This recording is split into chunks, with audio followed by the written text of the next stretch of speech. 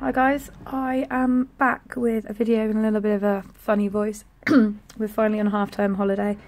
I'm back. I think that's the big thing. There's been a lot of things going on in the past few weeks, so I just thought I'd do a little bit of an update and then talk you through November in my bullet journal. So we first of all had some issues with our internet.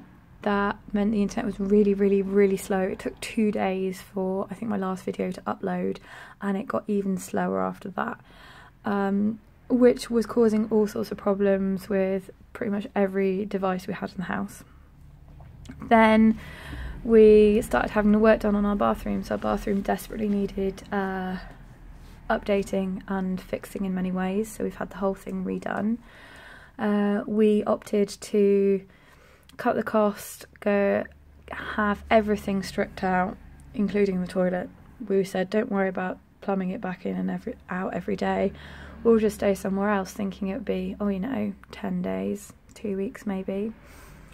3.5 weeks later, and I will emphasise 3.5 weeks of living with the in-laws and the parents on rotation. 3.5 weeks later, we have moved back in to a semi-completed bathroom. We have a functioning toilet and we have the bath in and some tiling.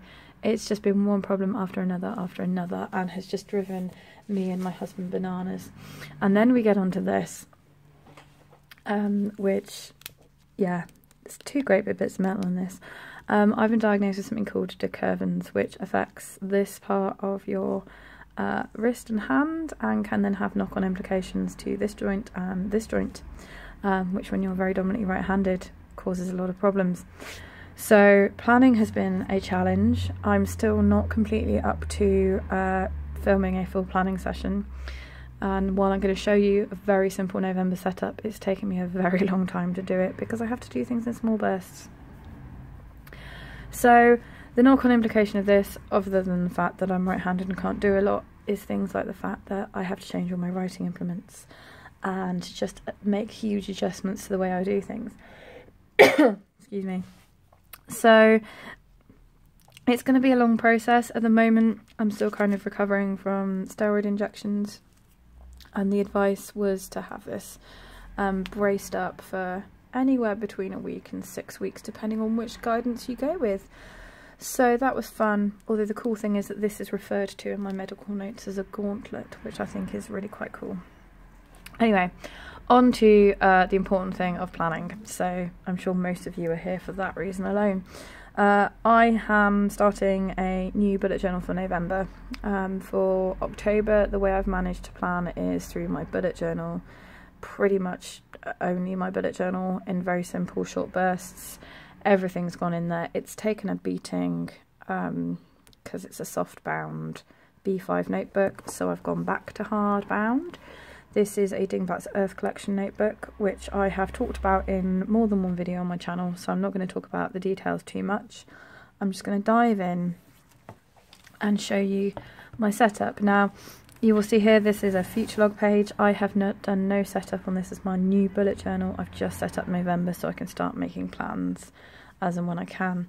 To create my spreads, I have used the 2 monthly collection pages and one of the monthly note pages from Abeth Designs, from the Grateful Heart collection, which I will talk a little bit about in a moment. These are the remnants of what I've used, which may go into an additional page. They may just go into a weekly spread. I haven't quite worked that out yet. So, as I said, I've gone simple because I need simple at the moment. I'm not up to as much as I was, which is probably a good thing.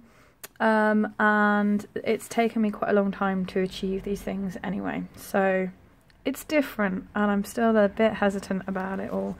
So here we have my November calendar. I've staggered the days, as you can see, because I've kind of shrunk it down a little bit, because I've put in a Dutch door. I have mixed feelings about Dutch doors, but I've seen this in a lot of videos for monthly setups recently, so I thought I'd give it a go. So I have my calendar on that side, then I open this and I've got like my goals section, my guide planning for the month, my habit tracking, and just a general notes page. with space to add extra things in if I decide I want to. Then we turn over the page, and I've just gone for a very simple daily highlights and happy bits spread, which I've had in some past monthly spreads. And given that October has been exceptionally challenging, I have decided to put it back in just to try and highlight some of the good things that are going on. And that's all I've got. So I've still got all those things I tend to have on a spread, just not as much for my month, which I think is a good thing at the moment. I think the advantage of this, if there is one, is that I'm definitely having to rethink everything, including the way I plan, when I plan, how I plan, etc. So that's it. Now I am considering adding in an extra page or two for the month before I start on my weeklies, but I'm not certain. I'm just going to talk you through my weeklies. In October, the most common weekly I did was a week on 3 pages, where I had like a sidebar, the work week, then I had the weekend, and just like a general note section, which then allowed me to use this page for kind of journaling type stuff or all sorts of things. And given the Eddie Beth challenge for November, I think I'm going to start out using that again in the A5.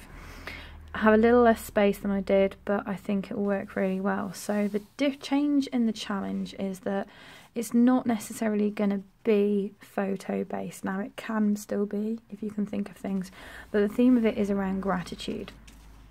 And as part of the Grateful Heart collection this month, Rachel's actually produced the prompts for the challenge as a sticker sheet in the collection. So these are all the different prompts that are printed out basically as headers with a few extra deco bits in between. So what I'm hoping to do is have my sort of weekly sidebar, Monday, Tuesday, Wednesday, Thursday, Friday across this main page, then have Saturday, Sunday an extra note section, and then have the journaling, the gratitude prompts from then on. And I think it could work quite well. It means that this again is going to become a bit more of sort of like a personal bullet journal, and less kind of everything in one gut place. Equally it might not do, I don't know, I haven't done this yet, we'll see how it goes.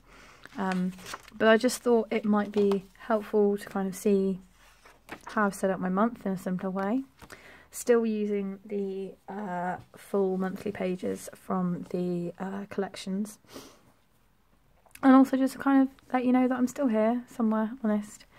So yes, as I said, I don't know how things are going to go.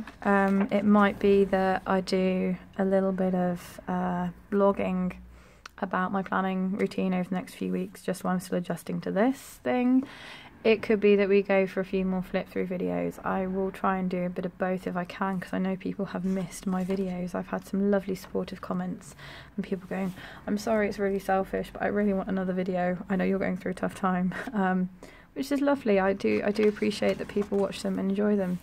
So I'm not going to make any great promises that in the next week there will be a planning video, but I will try and do a flip through video or a blog post on how I set up the week. So in the description box below I will leave my referral code for the website, where you can buy the whole collection to go with this, or just the prompts, or any of the other stickers that you may like. It gives you 10% off your order, and I'll be back at some point soon, guys. Happy planning.